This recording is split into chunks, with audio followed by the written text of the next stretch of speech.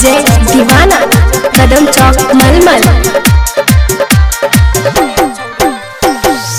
गोरे गोरे गलिया पर शोभे काला तिल गे छौरी दो दिना तू दिल गया बन करबौ हमरो जे पील गे छौरी दो दिना तू दिल गया बन करबौ हमरो जे पील गे छौरी दो दिना तू दिल गया बन। गोरे गोरे गलिया पर शोभे काला तिल गे छौरी दो दिना तू दिल गया बन करबौ हमरो जे पील गे छौरी दो दिना तू दिल गया बन करबौ हमरो जे पील गे छौरी दो दिना तू दिल गया बन।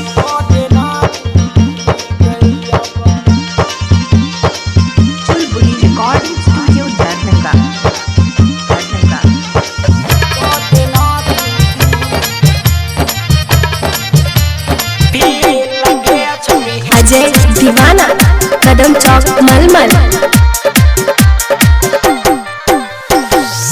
ओठवा में लाली तोरा केसिया में गजरा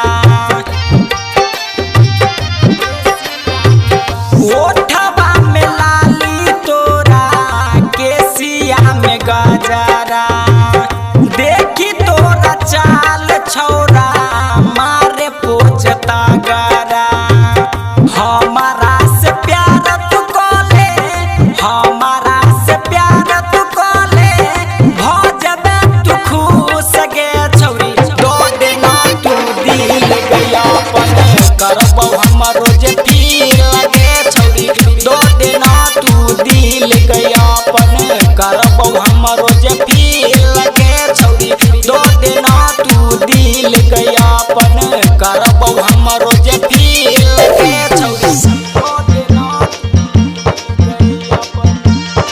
चुलबुली रिकॉर्डिंग स्टूडियो दरभंगा।